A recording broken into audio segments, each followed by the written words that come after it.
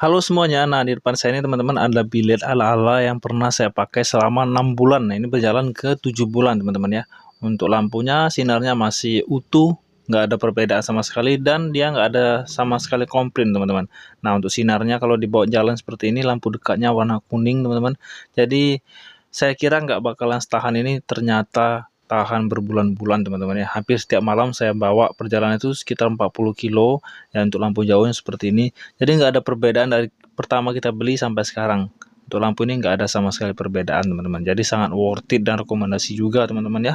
Yang harga di bawah 100 ribuan, kalian bisa dapat uh, bilet ala-ala yang seperti ini teman-teman. Bagaimana kalau kalian pernah pakai bilet yang asli atau yang ala-ala? Ya saya pakai yang ala-ala aja sudah sangat puas sekali teman-teman dengan hasilnya ya teman-teman ya.